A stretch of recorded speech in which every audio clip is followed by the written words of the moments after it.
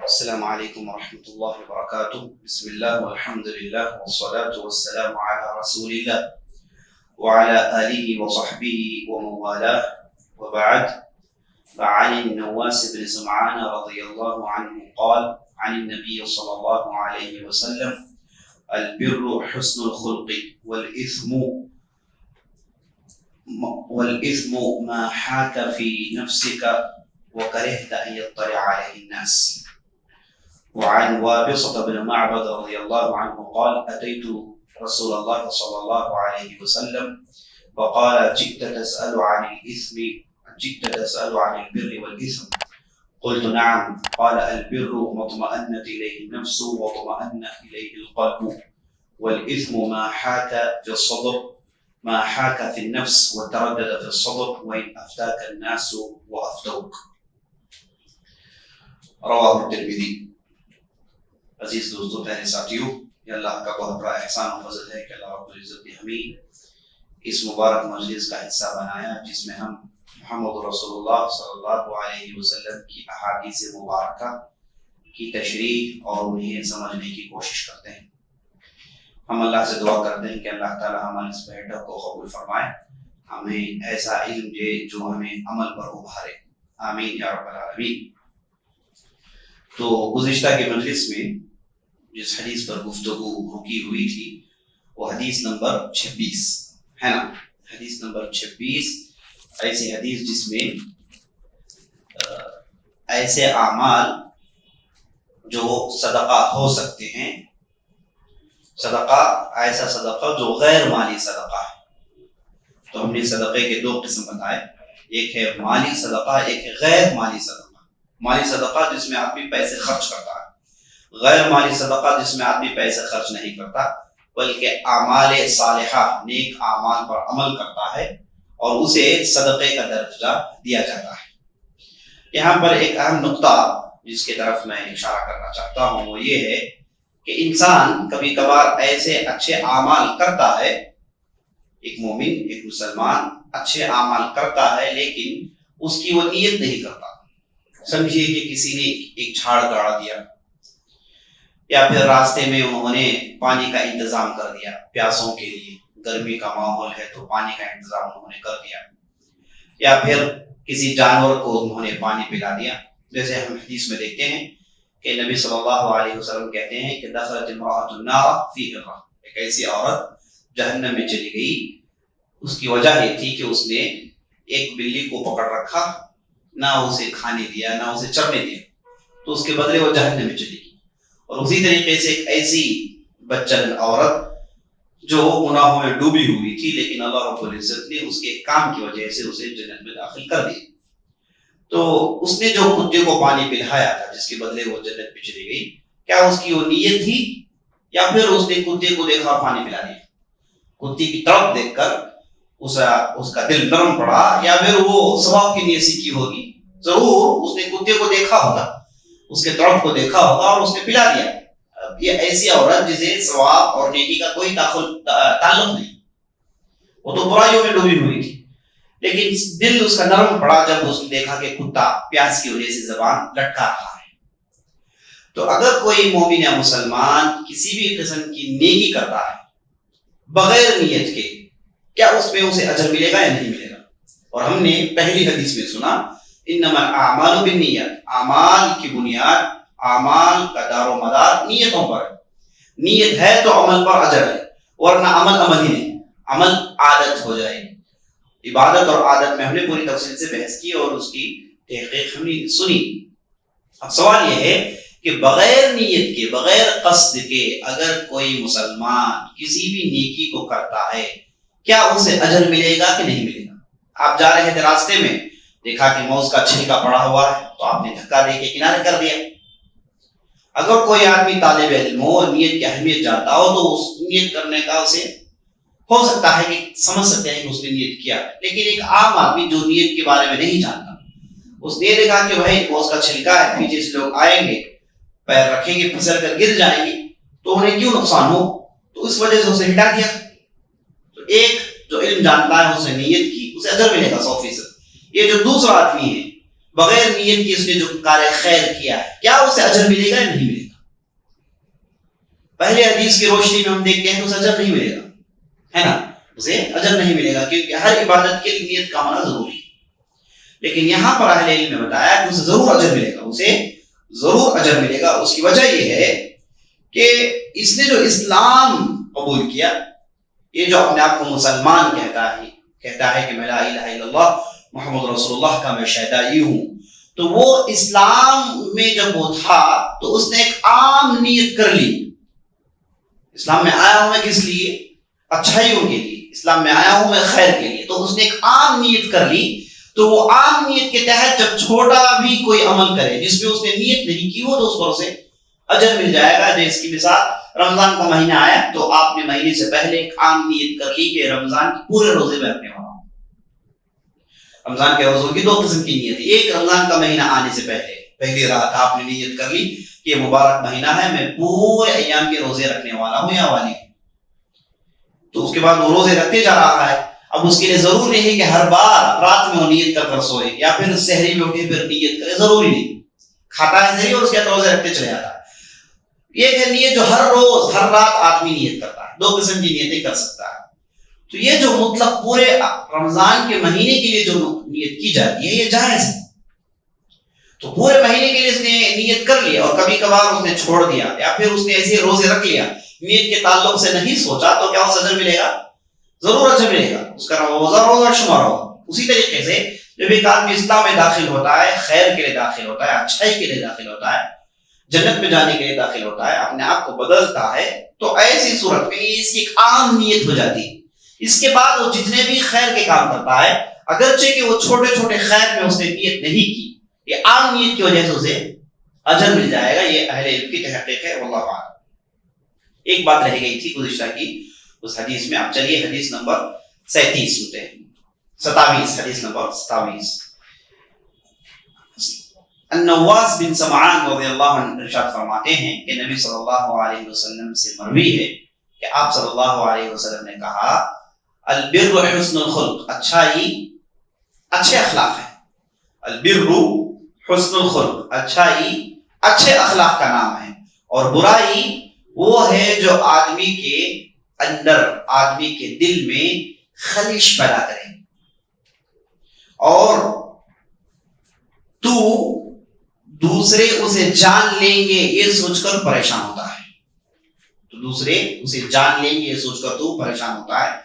تو یہ پہلی حدیث ہے. اسی حدیث کے دوسرے حصے میں دوسری حدیث کا امام نووی رحمہ اللہ نے ذکر کیا جس کے راوی وابصہ بن معبد ہیں. کہتے ہیں کہ میں نبی صلی اللہ علیہ وسلم کے پاس آیا تو آپ صلی اللہ علیہ وسلم نے کہا کہ تو میرے پاس آیا ہے اچھائی اور برائی کے تعلق سے جاننے کے لیے. وابصہ نے کہا کہ ہاں یا رسول اللہ. تو نبی صلی اللہ علیہ وسلم نے کہا استفت قلبک، تم اپنے دل سے پوچھو، تم اپنے دل سے پوچھو. اچھائی وہ ہے جس میں تمہارا نفس مطمئن ہو جائے اور تمہارا دل مطمئن ہو جائے. برائی وہ ہے جس میں تمہارے نفس کے اندر خلش پیدا ہو اور تمہارے سینے میں تردد ہو، تمہارے سینے میں تردد ہو. اگرچہ کہ لوگوں نے فتویٰ دیا، اگرچہ کہ لوگوں نے فتویٰ دیا اور تیرے پاس آ کر لوگوں نے فتویٰ دیا.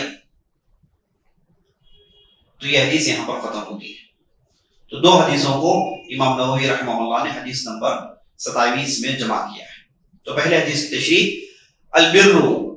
تو آپ کو معلوم ہو گیا کہ حدیث کا موضوع کیا ہے. اچھائی کسے کہتے ہیں اور برائی کسے کہتے ہیں، اسے کیسے پہچانے. آپ صلی اللہ علیہ وسلم اس حدیث کے ذریعے سے بھی بتا رہے ہیں کہ اچھائی کس چیز کا نام ہے اور اسے کیسے پہچانے، برائی کس چیز کا نام ہے اور اسے کیسے پہچانے.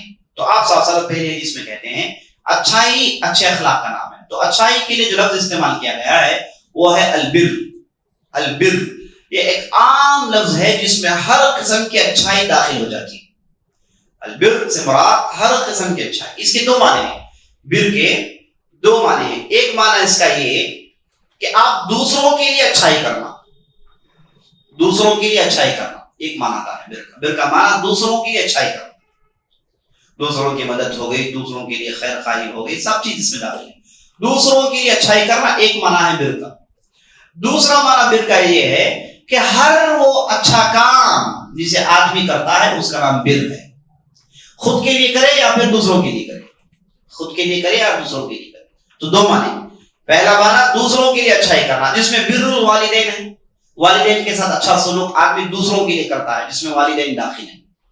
تو بر کا معنی دوسروں کے لیے اچھائی کرنا جس میں بر الوالدین داخل. اور دوسرا معنی ہر قسم کی اچھائی جسے وہ کرتا ہے, یہ عام بر کے اندر داخل ہے. جیسے قرآن میں ہم دیکھتے ہیں لیکن البر من آمن باللہ والیوم الآخر والملائکۃ والکتاب والنبیین واقام الصلاۃ والموفون بعہدہم اذا عاہدوا. تو نبی اللہ رب العزت نے بر کی تعریف میں کہا کہ آدمی اللہ پر ایمان لائے, آخرت پر ایمان لائے, ملائکہ پر ایمان لائے, کتابوں پر ایمان لائے, نبیین پر ایمان لائے.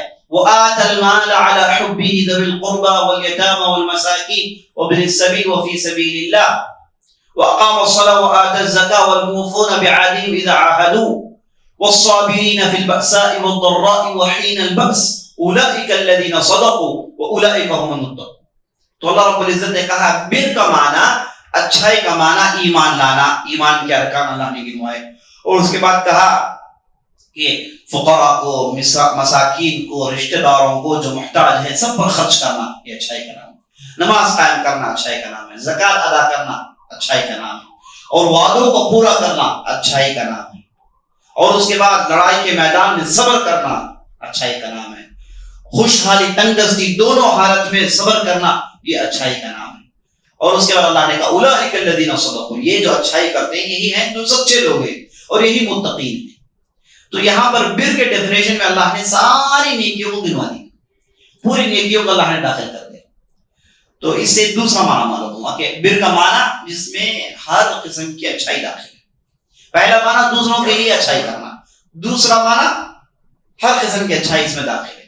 تو نبی صلی اللہ علیہ وسلم دیکھیے پہلے حدیث میں ہم کو بتا رہے ہیں یہ جو عام معنی ہے اس کی طرف اشارہ ہے.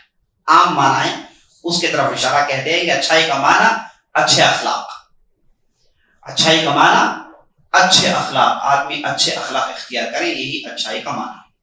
اور اس کے بعد برائی والاثم, والاثم کہتے ہیں گناہ, برائی. اور ہم نے دیکھا کہ برائی کے لیے, گناہ کے لیے مختلف الفاظ کتاب و سنت میں وارد ہیں. والاثم ما حاک فی نفسک, حاک یحیک کا معنی دل میں خلش پیدا کرنا. کیا معنی خلش؟ بےقراری, کہ بھائی یہ کریں کہ نہیں کریں, چھوڑیں تو کیوں چھوڑیں, کرو تو کیوں کریں, کریں تو کہیں غلطی نہ ہو جائے, یہ تقوی کے خلاف نہ ہو جائے.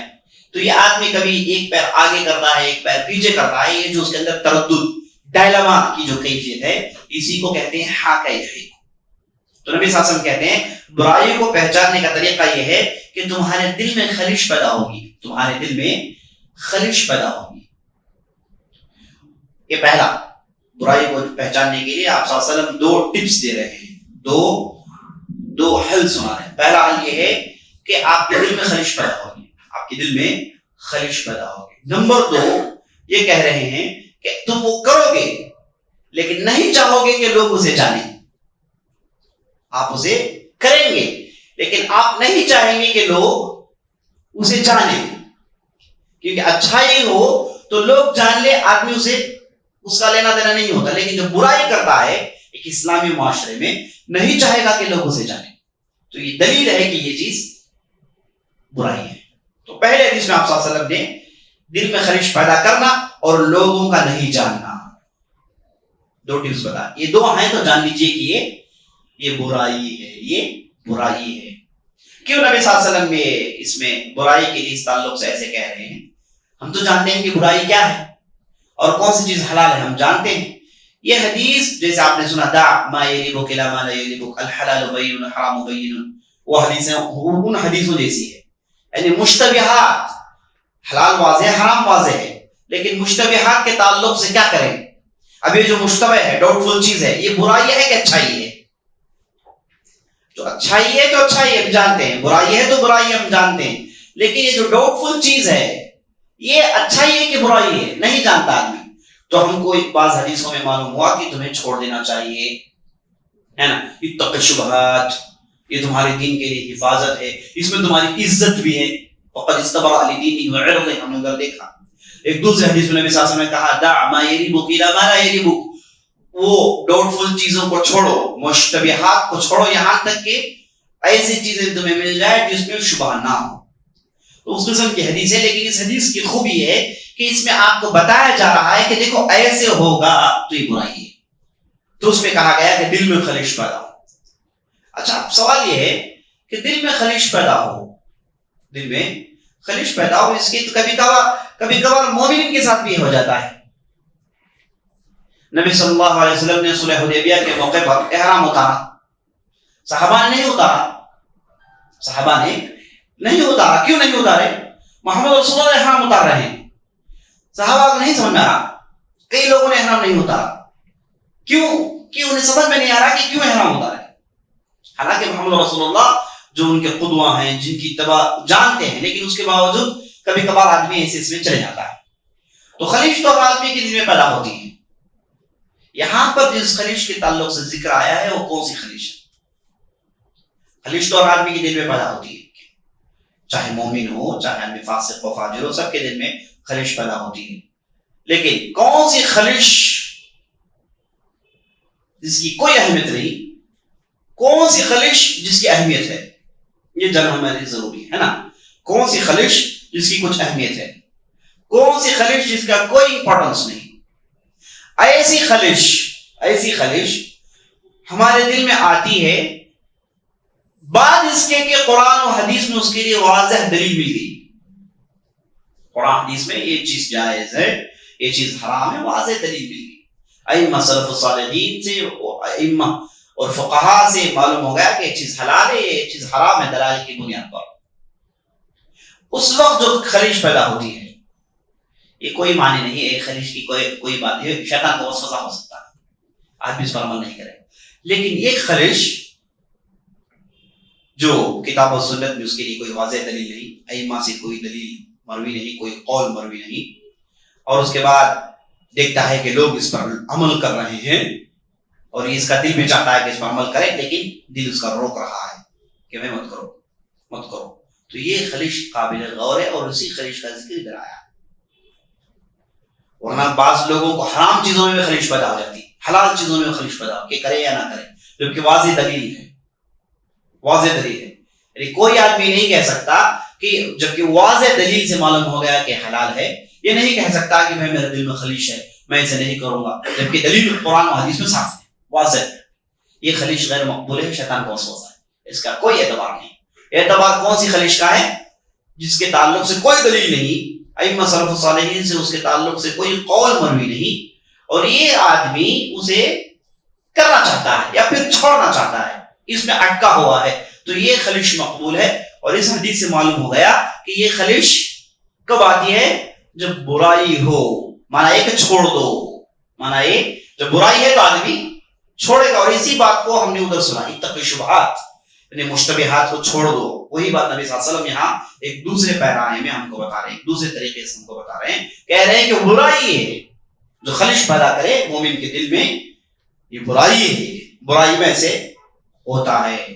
اور اس کے بعد اسے ہو سکتا ہے کہ خلش کے تعلق سے آدمی کو واضح ذہن میں کچھ تصور پیدا نہ ہو, تو نبی صلی اللہ علیہ وسلم نے دوسرا پوائنٹ جوڑ دیا, کہا کہ دیکھو تم کرو گے تو نہیں چاہو گے کہ لوگ اسے دیکھیں, نہیں چاہو گے کہ لوگ اسے دیکھیں, ہے نا. لوگوں کے اندر تم کرو گے تو تمہارا نام خراب ہو جائے گا. اور یہی بات ہم نے وہاں سنا, کہا فقد استبرأ لدینہ وعرضہ, وہ اپنے دین کے معاملات میں بری ہو گیا اور اپنی عزت کے معاملات میں بری ہو گیا. تو ہم نے ادھر عزت کے تعلق سے بتایا کہ عزت سے مراد کیا ہے, اسے جو پبلکلی جو آنر ملتا ہے وہ آنر وہ کھو بیٹھے گا اگر مشتبہات میں عمل کرے. اور یہی بات یہاں کہی گئی, یعنی برائی اگر ہو جائے تو آدمی نہیں چاہے گا کہ پبلکلی اسے کرے. یہ دو چیزیں دل میں آ جائے تو جان لے کہ وہ برائی ہے.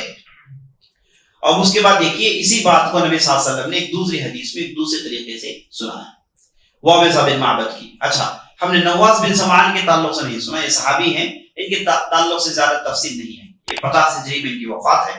ان کے تعلق سے سب سے زیادہ جو چیز معلوم ہوئی کہ وہ شام میں رہتے تھے, اور اس کے بعد ان کی ایک بہن تھی جو محمد رسول اللہ صلی اللہ علیہ وسلم کی بیاہی میں دے دی گئی تھی. آپ صلی اللہ علیہ وسلم کی بیوی بنتی ہیں, اور آپ صلی اللہ علیہ وسلم کو دیکھ کر انہوں نے کہا اعوذ باللہ منک, میں آپ سے اللہ کی پناہ چاہتی ہوں. تو نبی صلی اللہ علیہ وسلم نے کہا کہ تم مجھ سے پناہ چاہتی ہو تو کیسے میرے ساتھ زندگی گزار سکتی ہو؟ تو آپ صلی اللہ علیہ وسلم نے طلاق دے دی۔ نواس بن سمعان کے تعلق سے یہ دو باتیں ہم جانتے ہیں، اور اس کے بعد وابصہ بن معبد، ان کے تعلق سے بھی زیادہ تفصیل نہیں ہوتی۔ یہ معلوم ہوا کہ یہ آخری زمانے کے صحابہ میں سے تھے، مشہور مجاہدین میں سے تھے، اور زیادہ ان کے تعلق سے تفصیل نہیں ہوتی۔ اس حدیث میں ہم دیکھتے ہیں کہ وابصہ بن معبد کہتے ہیں کہ میں نبی صلی اللہ علیہ وسلم کے پاس آیا تو نبی صلی اللہ علیہ وسلم نے مجھے دیکھا تو فوراً کہا کہ اے وابصہ، تم آ رہے ہو اچھائی اور برائی کو جاننے کے لیے، تم آ رہے ہو اچھائی اور برائی کو جاننے کے لیے۔ اب سوال یہ ہے کہ محمد رسول اللہ کو کیسے معلوم کہ وابصہ بن معبد آ رہے ہیں، اور ان کا سوال یہی ہوگا کیسے محمد رسول اللہ کو معلوم ہو گیا؟ آپ صلی اللہ علیہ وسلم کو تو علم غیب نہیں تھا، غیب کی باتیں بتائی جاتی تھی لیکن ان میں غیب کی صفت آپ صلی اللہ علیہ وسلم کے پاس نہیں تھی، تو کیسے محمد رسول اللہ کو یہ بات معلوم ہو گئی؟ تو اس کے اہل علم نے دو تین تفسیریں سنائی۔ پہلی بات یہ کہ اللہ کی طرف سے نبی صلی اللہ علیہ وسلم کو یہ بات معلوم ہو گئی کہ بھائی یہ سوال پوچھنے آ رہے ہیں۔ نمبر دو، ہو سکتا ہے کہ وہ ماحول اس وقت لوگ زیادہ اچھائی اور برائی کے اس ڈیفینیشن میں گفتگو کر رہے ہیں، اکثر لوگوں نے یہی سوال کیا ہو، ایک مجلس میں بہت سارے لوگوں نے یہی سوال کیا ہو، اور لوگ اس تعلق سے ہے نا انہیں صحیح جواب نہیں ملا ہو، تو نبی صلی اللہ علیہ وسلم اس ماحول میں تھے تو یہ آئے تو نبی صلی اللہ علیہ وسلم نے انہیں دیکھ کر پہچان لیا کہ یہی سوال یہ کرنے آ رہے ہیں۔ تو اگر ایسا ہے، یعنی دوسری صورت، دوسری تفسیر ہے، تو اسی کو فراست کہتے ہیں، اسی کو فراست کہتے ہیں، یعنی آدمی وہی تو اللہ کے رسول کے بعد ختم ہو گئی، علم غیب اللہ ہی جانتا ہے، لیکن بعض وقت ہوتا ہے کہ آپ ماحول دیکھتے ہیں فوراً پہچان لیتے ہیں، ہے نا، اسی کو فراست کہتے ہیں۔ نبی صلی اللہ علیہ وسلم نے کہا اتقوا فراست المؤمن فإنه ينظر من نور اللہ، مومن کی فراست سے بچتے رہو، اور یہ اللہ کے نور سے دیکھتا ہے، یعنی اسے وہ بات سمجھ میں آتی ہے جو دوسروں کو سمجھ میں نہیں آتی، اسے وہ باتیں سمجھ میں آتی ہے جو دوسروں کو سمجھ میں نہیں آتی، یعنی ماحول کے حساب سے، آدمی کے سوال کے حساب سے، اس کے چہرے کے حساب سے وہ ایسے سوال کر دیتا ہے، ایسی چیز پہچان لیتا ہے جو عام لوگ نہیں پہچان سکتے۔ جیسے امام احمد بن حنبل اور یحییٰ بن معین کے تعلق سے یہ ہے کہ ایک مرتبہ مسجد میں بیٹھے تھے، فراست کی گفتگو چھڑی، دونوں باتیں کر رہے تھے، تو اتنے میں مسجد میں ایک صاحب داخل ہوئے، تو امام احمد بن حنبل نے کہا کہ اس آدمی کے حلیے سے مجھے یہ بات سمجھ میں آ رہی ہے کہ یہ آدمی بڑائی رہا ہوگا، یہ آدمی کارپینٹر رہا ہوگا۔ تو یحییٰ بن معین نے کہا کہ مجھے یہ بات سمجھ میں آ رہی ہے کہ یہ آدمی بڑائی نہیں بلکہ یہ آدمی سونہار ہے، گولڈ سمتھ ہے۔ تو اس آدمی کو دونوں نے بلا کر پوچھا کہ تم کیا ہو؟ تو انہوں نے کہا کہ میں سونہار ہوں، لیکن ایک زمانے میں بڑائی کا کام کرتا ہوں، ایک زمانے میں بڑائی کا کام۔ دونوں کی فراست ہی نکلی۔ اسی تعلق سے امام شافعی اس تعلق سے بہت مشہور ہیں، ایک مرتبہ اپنے شاگردوں کے ساتھ مسجد میں بیٹھے تھے، تو ایک صاحب داخل ہوئے،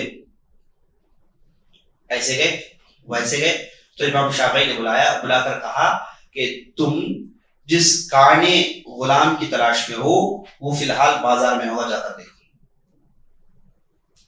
وہ گیا، تھوڑی دیر کے بعد آنے کے بعد آ کر امام شافعی کو اس نے شکریہ ادا کیا، کہا کہ ہاں بازار میں غلام مل گیا، سلام کلام کر کے چلا گیا۔ اب جو شاکر تھے انہیں دھچکا ہوا کہ کیسے بھائی، تو آپ تو نبی نہیں ہیں نہ رسول ہیں کہ آپ کے پاس وحی آیا، کیسے آپ نے پہچان لیا کہ پہلے تو آدمی آیا، یہ کیسے معلوم ہوا کہ وہ تلاش کر رہا ہے، اور یہ کیسے معلوم ہوا کہ وہ غلامی کو تلاش کر رہا ہے، اور یہ آپ کو کیسے معلوم ہوا کہ ایک کانے اندھے، ایک آنکھ جس کی چلی گئی وہ اسے آپ تلاش کر رہے ہیں، اب یہ آپ کو کیسے معلوم ہوا کہ بازار میں ہے؟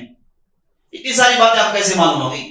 تو امام شافعی نے کہا کہ دیکھو وہی اللہ کے رسول کے بعد ختم ہوگی، ہے نا۔ جو چیز مجھے سمجھ میں آئی ہے کہ وہ جس انداز سے داخل ہوا، جس وقت میں داخل ہوا، اس وقت میں لوگ نماز پڑھنے کے لیے داخل نہیں ہوتے، تو مانا یہ ہوا کہ کسی دوسرے غرض سے آیا، اور جس انداز سے تلاش کر رہا تھا تو مجھے معلوم ہوا کہ یہ کسی غلامی کو تلاش کر رہا، اور جس جگہ گیا اس جگہ عام طور پر غلام سویا کرتے ہیں، ہے نا، اور وہ لوگوں کے آنکھوں کو غور سے دیکھ رہا تھا، تو اسے معلوم ہوا کہ کسی اندھے غلام کی تلاش میں ہے، اور غلام جب اپنے گھروں سے بھاگتے ہیں یا تو پھر مسجد میں سوتے ہیں یا تو پھر بازار میں ہوتے ہیں، اب جب مسجد میں نہیں ہے تو وہ بازار میں ہوگا۔ تو یہ اسی کو فراست کہتے ہیں جو عام آدمی سے سمجھ میں نہیں آتا، جیسے ایاس بن معاویہ اس تعلق سے کافی مشہور، याज़ बिन मुआविया इस ताल्लुक से। ये कहा जाता है कि एक मरतबा वो अपने साथियों के साथ सड़क में खड़े थे तो एक साहब आए तो उन्हें बुलाकर कहा कि तुम गवर्नमेंट की जो ऑफिस की तलाश में हो वो इस सड़क में ही बाजू सड़क में।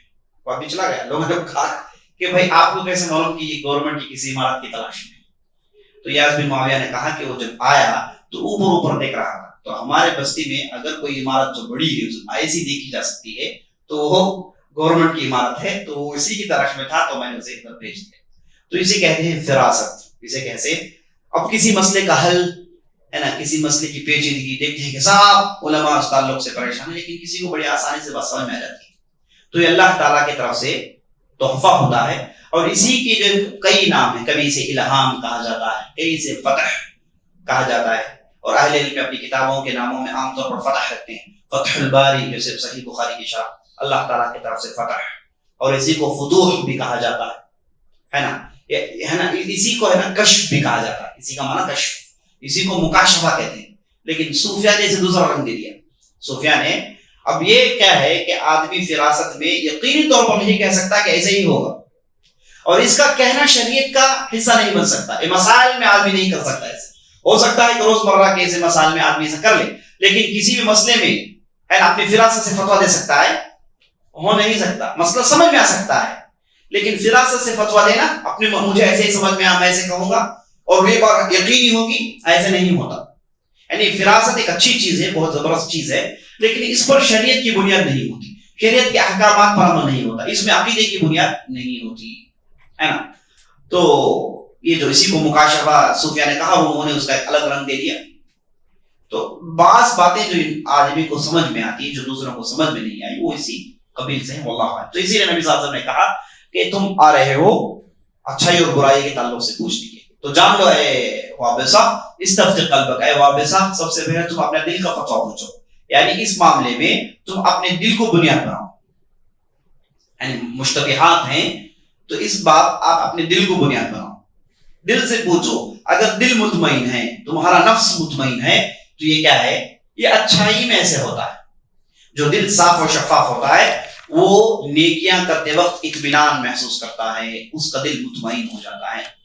लेकिन बुराई जब करता है तो दिल क्या होता है, उसके अंदर खलिश पैदा हो जाती है और तरद्दुद पैदा हो जाता है। अब इस हदीस में जो खास तौर पर, ये दूसरी हदीस में जो खास तौर पर जो बात बताई गई वो क्या है, वइन अफ्ताका नासु व अफ्तौक, अगरचे के लोगों ने तुमसे कहा कि कर लो कर लो कर लो, फतवे दिए करने की, आप उनकी बात नहीं सुनना, आप उनकी बात नहीं सुनना। ये एक मजीद ताकीद इस हदीस में आई। पहले हदीस में भी वही कहा गया कि भाई देखो अगर तुम्हारा नफ्स में खलिश है तो छोड़ दो। अब इस हदीस में बात बताई गई कि पहले तो डायलेमा की कैफियत होगी, तरद्दुद होगा। अब नंबर 2 इसमें ये है कि लोग तुम्हें कहेंगे कि कर लो, फतवा देंगे तुम्हें कि कर लो कर लो, लोगों की बात मत सुनो, लोगों की बात मत सुनो। ये मजीद इसमें यानी माना ये कि जब आपके दिल में खलिश पैदा हो गई, अब आप छोड़ना चाहते हैं तो लोगों के कहने को आप हरगिज मत मानो। ये इस हदीस से बात मालूम है। इसमें जो अहम मसला जो हमको देखना है वो ये है कि जो फतवा देना है, फतवे इस हदीस से मालूम हुआ कि लोग भी फतवे देते हैं। इस हदीस से ये मालूम होगा कि लोगों में फतवा देना कदीम जमाने से जारी है। लोगों को फतवा देने में मजा आता, कोई अपने आप को जाहिल रखना नहीं चाहता। अगर जाहिल को भी आप जाहिल कहेंगे तो गुस्सा आ जाएगा आपसे कि भाई क्या भाई जाहिल, अब जाहिल है आप नहीं माने, है ना। जाहिल एक ऐसी जहालत एक ऐसी चीज है जिसे आदमी खुद पसंद नहीं करता। तो आदमी चाहता है कि अपनी तरफ इल्म का इंतसाब हो, इल्म की तरफ मुंतसिब हो, इसलिए ये फतवा देना हर जमाने में मौजूद था। तो नबी सल्लल्लाहु अलैहि वसल्लम की हदीस से मालूम हुआ कि लोग भी फतवा देते हैं, अपने तौर से बातें बताएंगे, लेकिन लोगों की बातों का कोई एतबार नहीं। हाँ, अगर कोई मोतबर आलिम किताब और सुन्नत की दलील के मुताबिक सलफ़ सालेहीन के नहज में अगर किसी फतवे को उन्होंने सुनाया तो आदमी को चाहिए कि उस पर अमल करे। कहा गया कि भाई ये फतवा आ गया है, हलाल है, अहले इल्म का इत्तफाक है, तो अब उसे खलीश रहने की कोई जरूरत नहीं। अगर उसके बाद खलीश आती है तो वो खलीश है जिसका कोई एतबार नहीं। अभी आपने सुना कि खलीश की 2 किस्में। तो जब फतवा अहले इल्म की तरफ से मोतबर इदारे से मोतबर फतवा आपके सामने आता है, मोतबर उलमा की उसमें तहकीक है, अगरचे कि आपका दिल नहीं मानता कि वो करें, आप जरूर कीजिए, आपकी दिल की बात को मत सुनिए। ये कब सुनना है दिल की बात, जब وہاں پر کوئی معتبر فتویٰ نہیں، معتبر علماء نہیں، کتاب و سنت کی بنیاد پر کام نہیں ہو رہا ہے، اور ہر آدمی مفتی بنا بیٹھا ہے، اور ہر آدمی چاہتا ہے کہ آپ کے لیے حلال کر دیں، ہے نا. تو ایسی صورت میں آپ لوگوں کی باتیں نہیں مانیں، اگرچہ کہ آگے بڑھ بڑھ کر کہے کہ جائز ہے، جائز ہے، جائز ہے، اگرچہ کہ اپنے طور سے بعض دلیلوں کو توڑ موڑ کر پیش کریں، کسی کی بات آپ نہ سنیے. نبی صلی اللہ علیہ وسلم کی یہ نصیحت ہے. لیکن تحقیق علم کی بنیاد پر، کتاب و سنت کی دلائل کی بنیاد پر اگر کوئی فتویٰ آ گیا تو اسے ماننا ہی ماننا ہے. اگر کوئی آدمی وہ آنے کے باوجود انکار کرتا ہے تو پھر تکبری کر رہا ہے، پھر تکبری کر رہا ہے، یا پھر خود اپنے آپ کو ہلاکت میں ڈال رہا ہے. تو یہ اہم باتیں تھی جو ہم کو اس حدیث سے معلوم ہوئی. چلیے اب دوسری حدیث کی طرف آگے بڑھتے ہیں. اس کی بعد کی جو حدیث ہے، اب اسی طریقے سے اہل علم میں، جیسے آپ نے سنا کہ نبی صلی اللہ علیہ وسلم جیسے ہی دیکھا آپ صلی اللہ علیہ وسلم پہچان لیا، تو اس میں اہل علم نے یہ بھی بتایا ہے کہ کبھی کبھار کسی حدیث کو کوئی محدث ضعیف قرار دیتا ہے یا پھر صحیح قرار دیتا ہے، حالانکہ کبھی کبھار اس کے پاس کوئی دلیل نہیں ہوتی، کسی بھی قلت کی بنیاد پر ضعیف اور صحیح قرار دیتا ہے. ایسے سلف الصالحین محدثین سے مروی ہے کہ انہوں نے کئی حدیث کو ضعیف قرار دیا. پوچھا گیا تو کہا کہ یہ حدیث ضعیف ہے، کوئی دلیل نہیں دی، کوئی دلیل نہیں دی. کیونکہ جب عبد الرحمن بن مہدی سے کہا گیا کہ بھئی آپ یہ کیسے کہہ سکتے ہو، تو انہوں نے کہا کہ چلو میری جگہ بیٹھ جاؤ، 25-30 سال حدیث میں بتاؤ، تو اس کے بعد تمہیں معلوم ہوگا کہ اس حدیث صحیح ہے کہ ضعیف ہے. ہم نے اس کے ساتھ ایک مدت گزاری تو ہمارے اندر ایک ملکہ پیدا ہو گیا، ایک ایبلٹی پیدا ہو گئی جس کی بنیاد پر ہم تحقیق کر سکتے ہیں، دیکھتے ہی ہم کہہ سکتے ہیں. حدیثوں کو پڑھتے ہیں، کہیں گے کہ حدیث صحیح ہے کہ ضعیف ہے، راویوں کے نام سنے، کہا کہ صحیح ہے کہ کذاب ہے. تو اہل علم کے اندر ایک ملکہ پیدا ہو جاتا ہے، وہ بھی اسی قبیل سے، فراست کے قبیل سے. حدیث نمبر 28 عن العرباض بن سارية رضي الله عنه قال وعظنا رسول الله صلى الله عليه وسلم موعظة وجلت منها القلوب وذرفت منها العيون قلنا يا رسول الله كأنها موعظة مودع فأوصنا قال أوصيكم بتقوى الله عز وجل والسمع والطاعة إن تأمر عليكم عبد فإنه من يعش منكم بعدي فسيرى اختلافا كثيرا فعليكم بسنتي وسنة الخلفاء الراشدين المهديين عضوا عليها بالنواجذ وإياكم ومحدثات الأمور فإن كل بدعة ضلالة. یہ عرباض بن ساریہ کی حدیث ہے. کہتے ہیں کہ آپ صلی اللہ علیہ وسلم نے ایک مرتبہ واعظ سنایا جس سے ہمارے دل ہل گئے اور ہمارے آنکھوں سے آنسو جاری ہو گئے. ہم نے کہا یا رسول اللہ ایسے معلوم ہو رہا ہے کہ آپ کی زندگی کا آخری واعظ سنا رہے ہیں، تو آپ ہمیں وصیت کیجیے. تو نبی صلی اللہ علیہ وسلم نے کہا کہ میں تمہیں اللہ کے ڈر کی وصیت کرتا ہوں، تقوی کی وصیت کرتا ہوں، اور اس کے بعد اطاعت کی وصیت کرتا ہوں، اگرچہ کہ تم پر ایک غلام ہی کو امیر نہیں کیوں بنا دیا گیا. اور تم میں سے جو لوگ میرے پاس زندہ رہیں گے بہت سارے اختلافات دیکھیں گے. ویسی صورت میں تمہیں چاہیے کہ میری سنت کو تھامے رکھو اور میرے خلفاء راشدین جو صحیح راستے پر ہیں ان کی سنت کو تھامے رکھو، انہیں اپنی کونچی دانتوں سے جکڑ کر پکڑ لو، اور خبردار نئی چیزوں سے، چونکہ ہر بدعت گمراہی ہے، چونکہ ہر بدعت گمراہی. یہ ترمذی کی روایت ہے، یہ اس حدیث کا ترجمہ ہے. سب سے پہلے یہ جو راوی ہے عرباض بن ساریہ، ان کے تعلق سے زیادہ تفصیل نہیں ملتی. جو بات ملتی ہے وہ یہ ہے کہ 74 ہجری میں ان کی وفات ہوئی، اور اچھا خاصا علم رکھتے تھے، ان سے اچھی خاصی روایتیں مروی ہیں.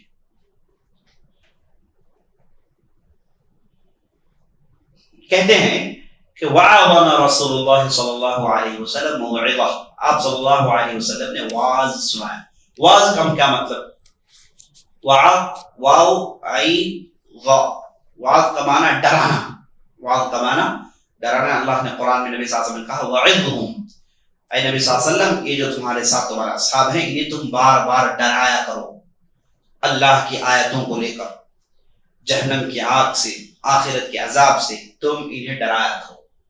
تو ایسی مجلس جس میں واز سنائی جاتی ہے اس میں اصل میں آخرت سے ڈرایا جاتا ہے، جہنم کی آگ سے ڈرایا جاتا ہے اور عذاب سے ڈرایا جاتا ہے، اللہ کے غیظ و غضب سے ڈرایا جاتا ہے۔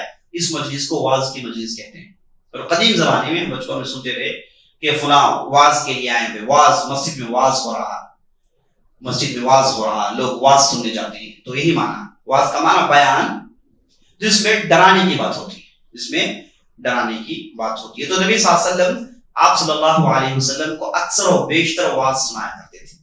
ایک مرتبہ ہوا یہ کہ عبداللہ بن مسعود اپنی شاگردوں کو، اپنے لوگوں کو، اپنے علاقے کے لوگوں کو ہر جمعرات بیان دیا کرتے تھے۔ تو لوگوں نے ان کے بیان کو سنا، کہا کہ کتنا اچھا ہوتا کہ اگر آپ روز بیان دیں، آپ کی اتنی اچھی باتیں کہ ہم چاہتے ہیں کہ روز تم سے بیان سنیں، اے عبداللہ بن مسعود آپ ہمیں روز باتیں سنائیں۔ تو عبداللہ بن مسعود نے کہا کہ نہیں، میں نے نبی صلی اللہ علیہ وسلم کی زندگی سے جو چیزیں سیکھی ہے اس میں سے یہ ہے کہ آپ صلی اللہ علیہ وسلم واز دیتے تھے، کان یتخولہ، آپ صلی اللہ علیہ وسلم ہر روز اس کے لیے کوئی پیٹرن نہیں ہوتا کہ فلاں نماز کے بعد فلاں نماز کے بعد، ایسا نہیں ہوتا۔ جب بھی چاہا ہمیں جوڑا، جب بھی چاہا بعض باتیں بتا دی، کبھی فجر کے بعد، کبھی عصر کے بعد، کبھی مغرب کے بعد، کبھی دوران سفر۔ تو آپ صلی اللہ علیہ وسلم جب بھی محسوس کرتے، آپ صلی اللہ علیہ وسلم ہمیں واز سنایا کرتے تھے، اللہ سے ڈرایا کرتے تھے اور تقریر سنایا کرتے تھے۔ اب آپ صلی اللہ علیہ وسلم اس کے لیے کوئی وقت مقرر نہیں کیا۔ آپ صلی اللہ علیہ وسلم کی تقاریر کے وقت مقرر کب ہے؟ خطبہ، جمعے کے خطبے میں آپ صلی اللہ علیہ وسلم کی تقریر ہوتی تھی، اور اس کے بعد عیدین میں، اس کے بعد عرفہ میں۔ تو ایسے آپ صلی اللہ علیہ وسلم کے لیے بعض اوقات تھے جس میں آپ صلی اللہ علیہ وسلم تقریریں کیا کرتے تھے، لوگوں کو سنایا کرتے تھے۔ لیکن اس کے علاوہ جب چاہے آپ صلی اللہ علیہ وسلم لوگوں کو تقریر سنایا کرتے تھے، ڈرایا کرتے تھے۔ کان یتخولہ، کبھی کرتے تھے کبھی چھوڑتے تھے۔ اور عبداللہ بن مسعود نے کہا کہ میں ویسے ہی کرتا ہوں، ہر روز سناؤں گا تو تم بوری محسوس کرو گے۔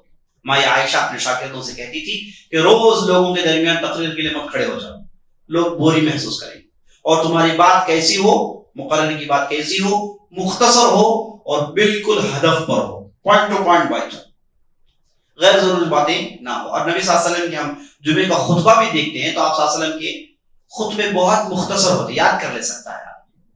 اور آپ صلی اللہ علیہ وسلم کے تقریر کا انداز کیا تھا کہ جب بھی آپ تقریر سناتے تو آپ کے چہرے میں ہنسی مسکراہٹ نہیں ہوتی، آپ صلی اللہ علیہ وسلم بالکل سنجیدہ ہوتے، سیریس ہوتے، اور آپ صلی اللہ علیہ وسلم کی آنکھیں کبھی لال ہو جاتی تھی، اور آپ صلی اللہ علیہ وسلم ایسے ایسے اشارہ کرتے تھے، اور صحابہ کہتے کہ ایسی تقریر ہوتی گویا کہ ایک لشکر کو آپ صلی اللہ علیہ وسلم للکار رہے ہیں جہاد کے لیے، ایسے آپ صلی اللہ علیہ وسلم کی تقریر ہوتی تھی، بالکل مختصر ہوتی، اور آپ صلی اللہ علیہ وسلم تقریر میں ہنستے نہیں تھے، مسکراتے نہیں تھے، اور بہت مختصر ہونے کی وجہ سے پوری تقریر ایک دم سیریس ہوا کرتی تھی۔ یہ آپ صلی اللہ علیہ وسلم کا طریقہ ہے، اور اسی طریقے پر صحابہ نے تقریریں سنائی۔ اور آپ صلی اللہ علیہ وسلم سے مروی جو ہے، کہا کہ خطبہ مختصر ہو، جمعے کی نماز بڑی ہو، یہ خطیب کے عقل کی دلیل ہے، خطیب کے عقل کی دلیل ہے کہ خطبہ مختصر ہو، خطبے سے نماز زیادہ ہو، یہ خطیب کی عقل کی دلیل ہے۔ اب اس اعتبار سے اب ہم لوگ ہے نا عقل سے بری ہو گیا، عقل سے باہر ہو گئے، اب ہمارے خطبے لمبے ہوتے، نمازیں مختصر ہوتی ہیں، کیونکہ ہمارے یہاں ماحول بالکل بدل گیا ہے۔ ہمارے یہاں لوگ جمعے کے دن بیان سننے، واعظ نصیحت حاصل کرنے کے لیے نہیں آتے، سونے کے لیے آتے، کیونکہ ایک ایسا موقع ہے جہاں آدمی اچھی طریقے سے سو سکتا ہے۔ ایسی نیند آتی ہے کہ کبھی بھی ایسی نیند نہیں ہے، اگرچہ کمرے میں پورا اے سی چلوا دے اور اچھے نرم بستر میں لٹا دے، ایسی نیند نہیں آئے گی جتنی نیند جمعے کے دن جب امام صاحب منبر میں ہوتے ہیں اس وقت نیند آتی ہے۔ اب اس کے بعد امام صاحب جب عربی میں کہتے ہیں تو واہ کیا کہیے، آدمی خوب سو جاتا ہے۔ تو یہ ہمارے یہاں ماحول ہے کہ جمعہ کا دن سونے کا دن ہے، آدمی نہا دھو کر بیٹھتا ہے اور اس کے بعد خوب سوتا ہے، اور اس کے بعد پھر اٹھے، نماز پڑھے، گھر گئے، بریانی کھائے، وغیرہ کھانا ہے۔ یہ اصول ہم لوگوں نے بنا لیا ہے، یہ بہت ہی مضر ہے، اس وجہ سے امت برباد ہو رہی ہے۔ یہ جو موقع ہے اسے اگر استعمال نہیں کیا جائے، اگر کسی نے اسے استعمال، کسی امت نے اسے ٹھیک سے استعمال نہیں کیا، وہ اس امت کے ساتھ وہی ہوگا جو ہمارے ساتھ ہو رہا ہے۔ یہ موقع ہے لوگوں کو سنانے کا، یہ موقع ہے لوگوں کو بوسٹ کرنے کا، ڈوز دینے کا، ہے نا، لیکن ہمارے یہاں ایسا ہوتا نہیں۔ ہمارے یہاں ہمارے مسجدوں میں جیسے آپ نے سنا، لوگ سو کر اٹھ کر چلے جاتے، اب اس کے بعد ہے نا ممبر میں اب آدمی عربی میں ہی کہے گا، اردو میں نہیں کہے گا تاکہ زیادہ نیند آئے، ہے نا، اردو میں کہے گا تو بیدار ہو جائے گا۔ ایک جگہ ہم نے تقریر کی، لوگوں نے کہا کہ آپ آئندہ جماعت مت آئیے، ہم نے کہا کیا معاملہ ہے بھائی، آپ زور سے کرتے ہیں، ہم لوگ سو نہیں پا رہے، یہ کیا ہے؟ آپ جو ہے یہ جو برسوں صدیوں سے ہماری مسجد میں معاملہ یہ چل رہا ہے کہ ہم بڑے لوگ آتے ہیں اور اس کے بعد تھوڑی دیر رسک کرتے ہیں. اب آپ ادھر کھڑے ہو گئے، کبھی آپ نے وہ جو ہے ہندوستان کے ماحول کو سنا دیا، کبھی خون کی ہولی سنا دی، کبھی ایسا. یہ ہمارے لیے ہضم نہیں ہوتی بات. آپ ہرگز آئندہ آپ یہاں نہ آئیں. ایسے ہوتا ہے، ایسے ہی ہمارے معاشرے میں مسجد ہے. اللہ ہمارے معاملات کو درست کرے. بہرحال آپ صلی اللہ علیہ وسلم واعظ سناتے تھے. تو موعظہ کا معنی واعظ سنا. موعظہ مصدر ہے، وعظ یعظ موعظہ، وعظا مصدر ہے. وجلت منها القلوب، وجل یجل مطلب دل ہل جانا، وذرفت منها العیون اور آنکھوں میں آنسو جاری ہو جانا. اور سبحان اللہ، یہی کیفیت اللہ نے قرآن میں بیان کی. انما المؤمنون الذين اذا ذكر الله وجلت قلوبهم واذا تليت عليهم آياته زادتهم ایمانا. مومن وہ ہیں جب ان کے سامنے واعظ سنایا جاتا ہے، اللہ کی آیتیں سنائی جاتی ہیں تو ایمان بڑھ جاتا ہے اور اس کے بعد ان کے دل ہل جاتے ہیں. تو جب صحابہ کے ساتھ ایسا ہوا تو معنی یہ ہے کہ زندہ قوم، ایمان والی قوم تھی. تو عرباض بن ساریہ کہتے ہیں کہ ہم نے کہا یا رسول اللہ، ایسے معلوم ہو رہا ہے، کیونکہ آپ صلی اللہ علیہ وسلم یہ اس وقت کی تقریر تھی جو آپ صلی اللہ علیہ وسلم حجۃ الوداع کے بعد جب مدینہ آئے تو چند مہینے رہے، تو اس دوران اس مدت آپ صلی اللہ علیہ وسلم لوگوں کو وصیت سنایا کرتے تھے. اس کے بعد آپ صلی اللہ علیہ وسلم بہت ساری وصیتیں کی. جہاں بھی جمع ہو جاتے لوگوں کو سناتے، جہاں بھی کھڑے ہوئے لوگوں کو سنائے، جہاں بھی جمع ہو گئے لوگوں کو تقریر سنائے. یہ آپ صلی اللہ علیہ وسلم کا طریقہ ہوتا ہے. تو لوگ محسوس کر گئے کہ آپ صلی اللہ علیہ وسلم اب زیادہ اہم باتیں سنا رہے ہیں. تو یہ بھی اسی ایک مجلسوں میں ایک مجلس تھی، تقریروں میں ایک تقریر تھی جو ہم ادھر سن رہے ہیں. تو لوگوں نے سنا، چونکہ آپ صلی اللہ علیہ وسلم کبھی کبھار یہ کہتے تھے لعلی لا حج بعد عامی هذا، لعلی لا القاکم، اس سال کے بعد ہو سکتا ہے کہ میں تم سے ملاقات نہ کروں، اس سال کے بعد تم میں سے ایک آدمی آئے اور مجھے نہ پائیں. لوگوں سے کہا کہ اگر تم آؤ میں نہ ہوں تو تم ابو بکر کے پاس جانا. آپ صلی اللہ علیہ وسلم اپنے آخری زمانے میں ایسی باتیں کرتے تھے. تو ایسی باتوں سے لوگ محسوس کر جاتے تھے کہ آپ صلی اللہ علیہ وسلم شاید اس کے بعد نہ ہوں گے. تو ایسی باتیں جب آئی تو فوراً سوال کہا کہ ایسے محسوس ہو رہا ہے کہ آپ کی وصیت، یہ جو واعظ آپ سنا رہے ہیں ایسا واعظ ہے کہ اس کے بعد آپ کبھی واعظ نہیں سنائیں. مودع کہتے ہیں اس آدمی کو جو اپنی بات آخری مرتبہ کہتا ہے، آخری مرتبہ کہتا ہے. تو مودع جیسا آپ واعظ سنا رہے ہیں یا رسول اللہ، اگر ایسی ہی بات ہے فاوصنا، ہم کو وصیت کیجیے آپ. تو نبی صلی اللہ علیہ وسلم نے وصیت کا سلسلہ شروع کیا. سب سے پہلے جیسے ہم نے اصول سنا کہ وصیت اور نصیحت میں سب سے پہلے کون سی چیز ہونی چاہیے؟ اللہ کا ڈر. یہ بنیاد ہے. اس کے علاوہ آپ کی پوری وصیت بیکار ہے. اگر یہ نہ ہو، اگر اس کے بعد آپ نے سنہرے الفاظ سنائے، عمدہ باتیں سنائے، ان باتوں کی کوئی اہمیت نہیں ہوگی اگر آدمی کے دل میں اللہ کا ڈر نہ ہو. یہی چیز ہے فیصلہ کرنے والی ہوتی ہے. یہی ہے نا ٹچ سٹون ہے، یہی موٹر ہے جس پر پورا میکانزم چل رہا ہے. تقوی، اللہ کا ڈر. اسلام کا پورا نظام تقوی کی بنیاد پر ہے. لوگوں کو سزائیں دینا، لوگوں کو سزاؤں سے بچانا، احکامات، عبادات، اخلاق، معاملات، یہ سب کی بنیاد تقوی پر ہے.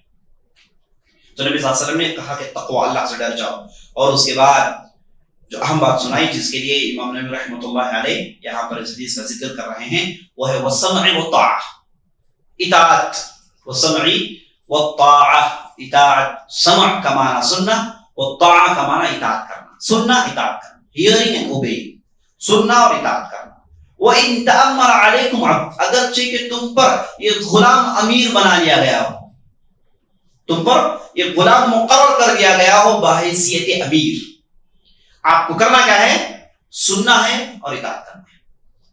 تو اہل علم کہتے ہیں کہ آپ صلی اللہ علیہ وسلم نے پہلے کی 2 وصیتوں میں دنیا اور آخرت کی پورے خیرات کو جمع کر دیا. تقوی میں آخرت کے پورے خیرات ہیں اور اطاعت کرنے میں دنیا کے پورے خیرات ہیں.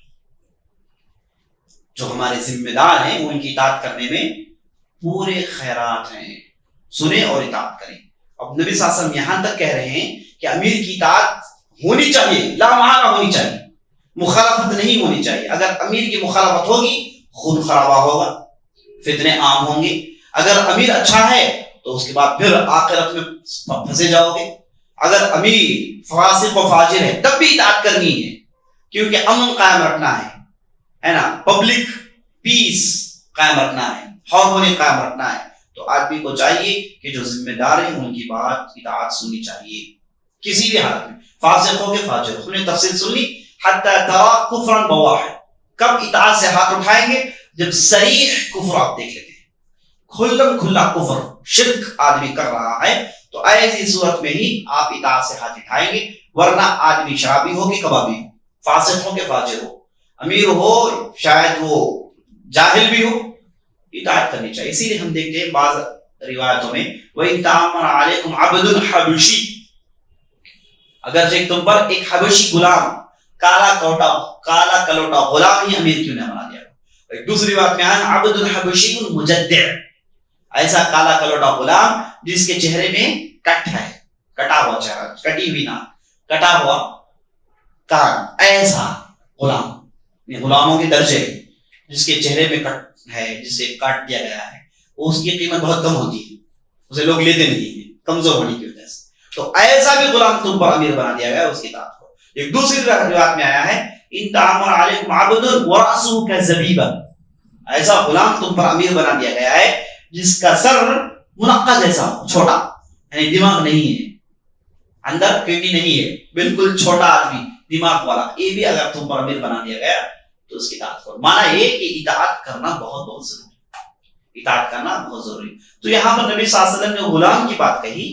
بعض روایتوں میں آپ دیکھتے ہیں کہ الائمۃ فی القریش، آپ کہتے ہیں کہ ذمہ دار خلفاء ائمہ کس میں سے ہوں گے؟ قریش میں سے ہوں گے. جو ہمارے بڑے ائمہ ہوں گے قریش میں سے ہوں گے. جتنے بھی ہم نبی صلی اللہ علیہ وسلم نے کہا کہ میرے بعد 12 خلفاء آئیں گے، پورے قریش سے تھے.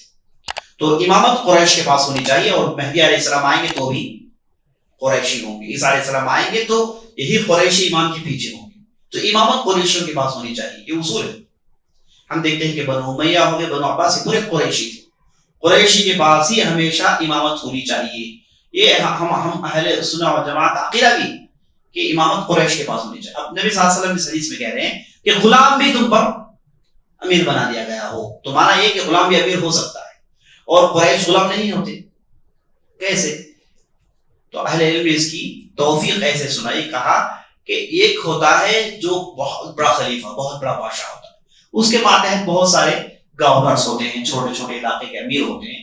تو وہاں پر کسی قریشی امام نے کسی غلام کو بھی امیر بنا دیا تو وہ علاقے والوں کو اس کی اطاعت کرنی چاہیے. یہ اس کا معنی ہے، یہ اس کا معنی ہے کہ غلام کو امیر بنا دیا گیا، کہا کہ تمہارے امیر ہیں تو مانیے آپ بات، یہ تمہاری گورنمنٹ، مانیے آپ بات، مخالفت ہرگز مت کیجیے.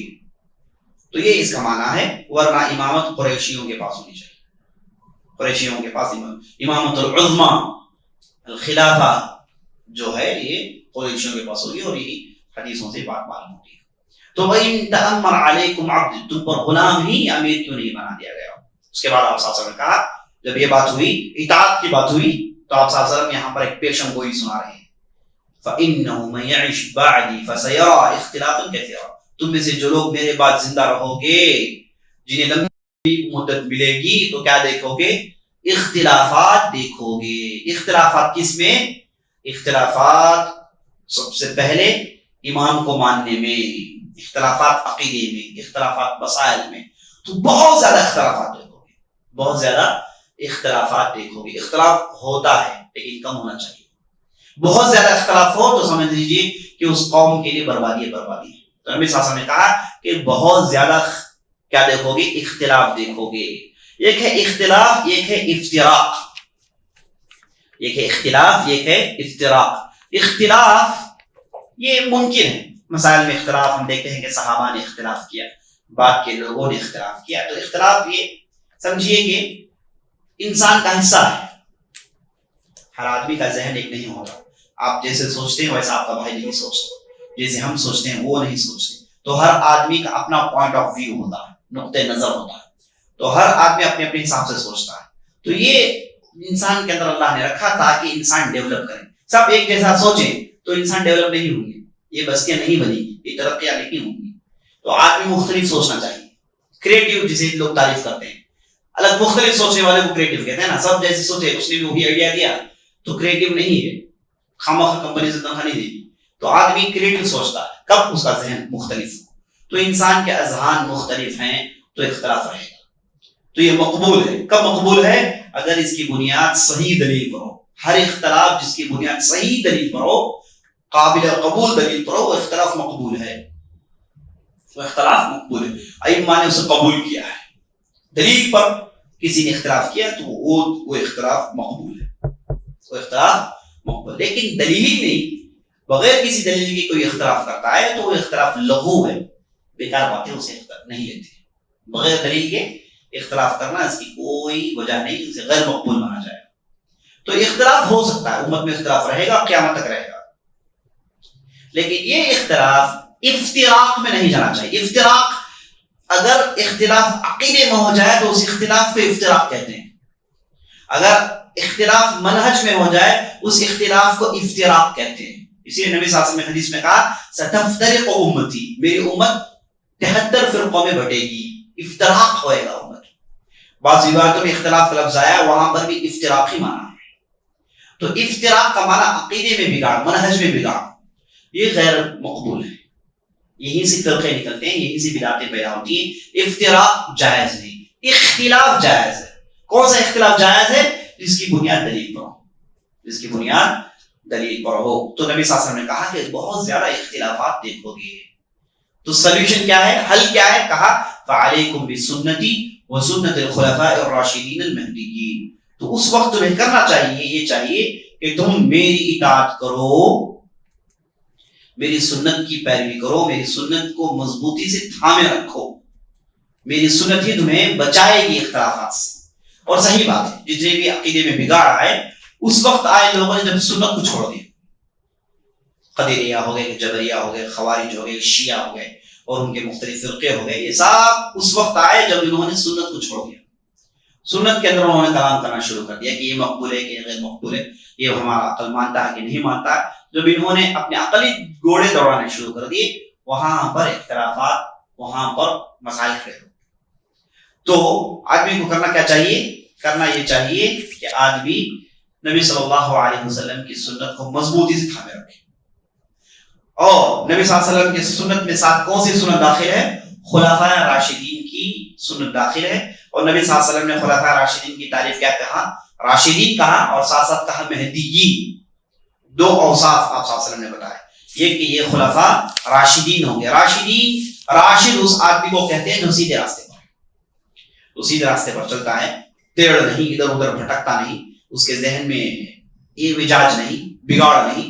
ایسے آدمی کو راشد کہتے ہیں. تو خلفاء یہ راشدین اس وجہ سے بالکل سیدھے راستے میں، بالکل صحیح منہج ہے ان کا.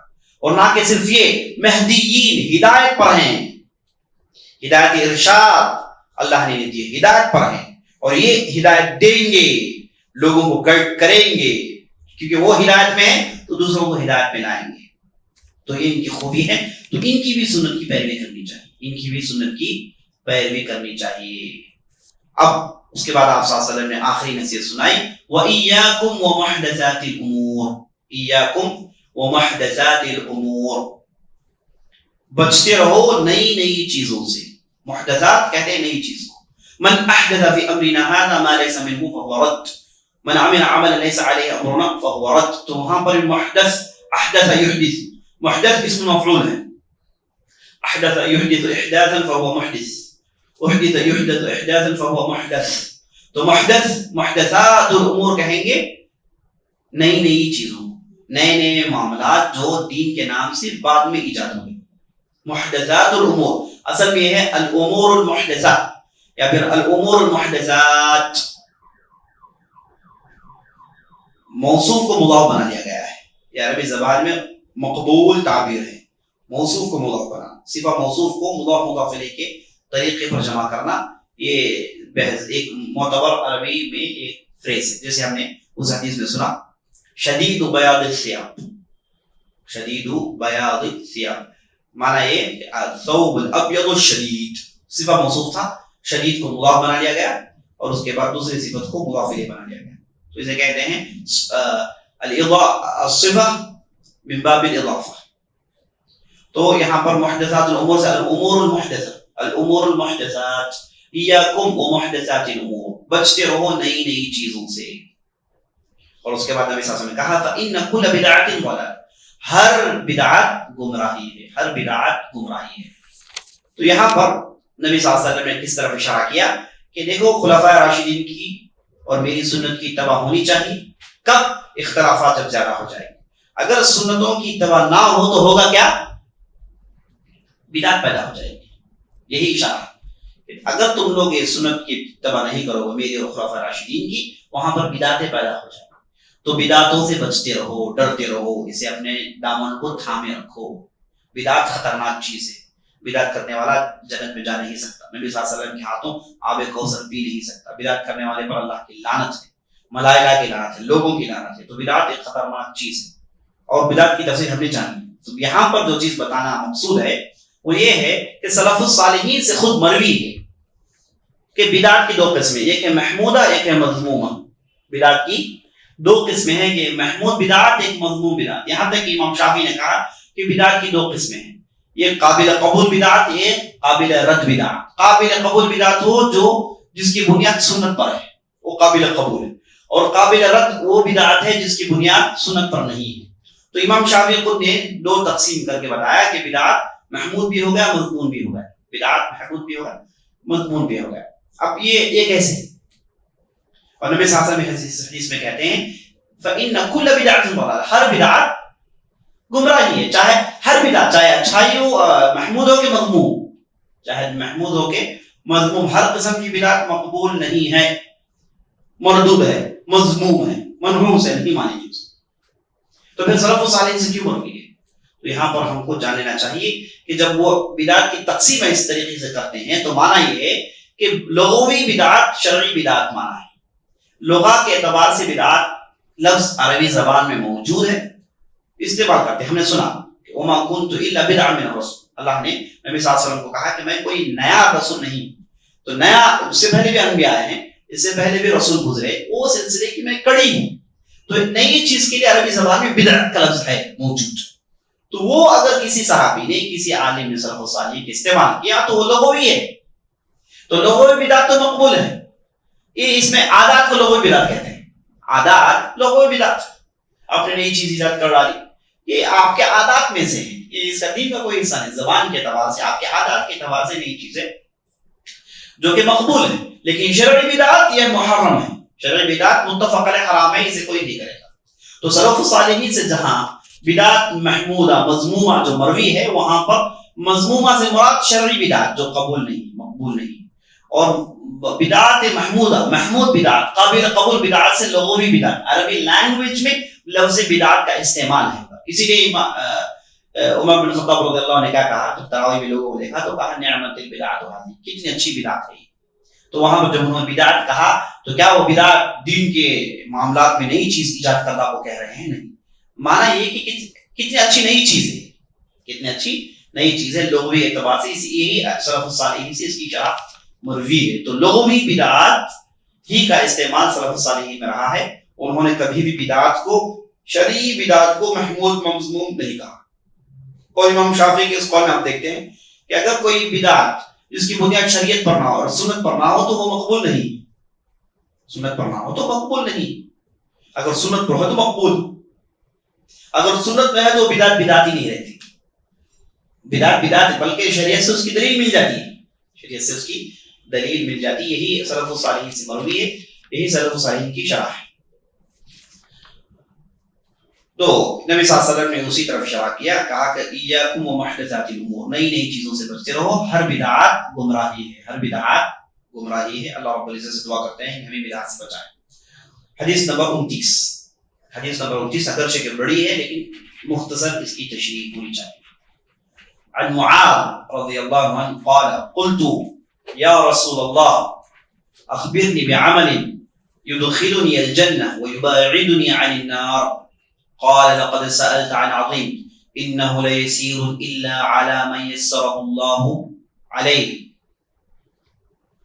اس کے بعد کیا کہا آپ صلی اللہ علیہ وسلم؟ کہا تعبد اللہ ولا تشرك به شيئا وتقيم الصلاة وتؤتي الزكاة وتصوم رمضان وتحج البيت ثم قال ألا أدلك على أبواب الخير؟ قلت بلى يا رسول الله قال الصوم جنة الصدقة تطفئ الخطيئة كما يطفئ الماء النار وصلاة الرجل في جوف الليل ثم تلا تتجافى جنوبهم عن المضاجع يدعون ربهم خوفا وطمعا ومما رزقناهم ينفقون حتى بلغ يعلمون ثم قال ألا أخبرك برأس الأمر وعموده وذروة سنامه قلت بلى يا رسول الله قال رأس الأمر الإسلام وعموده الصلاة وذروة سنامه الجهاد ثم قال ألا أخبرك بملاك ذلك كله قلت بلى يا رسول الله قال بلى يا رسول الله فأخذ بلسانه فقال كف عليك هذا قلت يا رسول الله يا نبي الله إننا مؤاخذون بما نتكلم به قال ثقلتك أمك يا معاذ هل يكب الناس في النار على وجوههم أو على مناخرهم إلا حصائد ألسنتهم رواه الترمذی. یہ معاذ بن جبل کی روایت ہے. معاذ بن جبل کہتے ہیں کہ میں نے کہا یا رسول اللہ ایک ایسا عمل بتائیے جو مجھے جنت میں داخل کر دے اور مجھے جہنم سے دور کر دے. تو آپ صلی اللہ علیہ وسلم نے کہا کہ تم نے بہت بڑی چیز کے تعلق سے پوچھ لیا ہے. جان رکھو کہ وہ چیز آسان صرف اس پر ہے جسے اللہ نے آسان کرنا چاہا.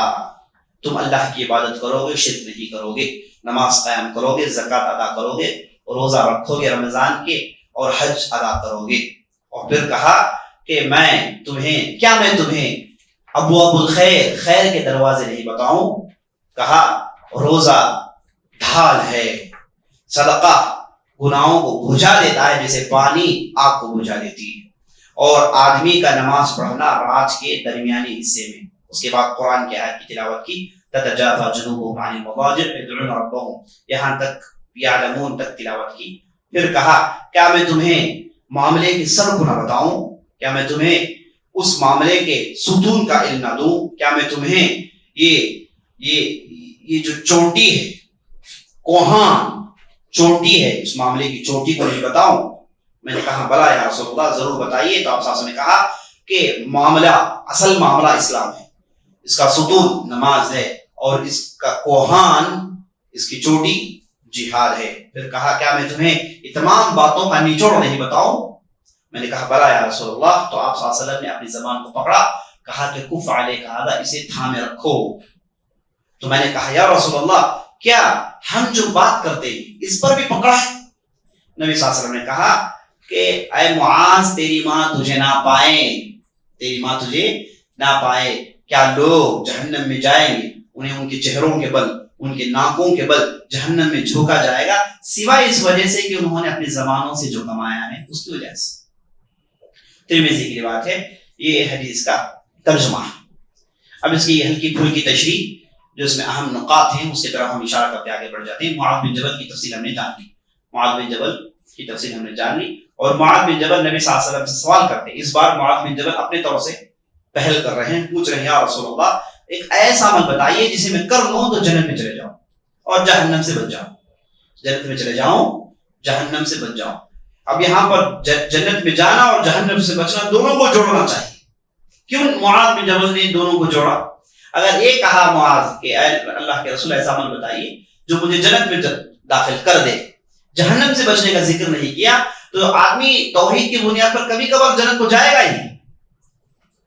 جب انہوں نے کہا کہ جہنم سے بچنا چاہتے ہیں تو مانا ہے کہ پہلی مرتبہ جنت میں جانا چاہتے ہیں, یعنی پہلے ہی انیشیلی ہم چلے جانا چاہتے ہیں, گناہوں سے بچنا چاہتے ہیں, جہنم کی وہ باز تک چاہیے نہیں, یہ مانا ہے اس کا. تو جنت میں داخل ہونا اور جہنم سے بچنا دونوں کو جوڑنے سے ہی مانا صحیح مفہوم اس کا ادا ہوتا ہے.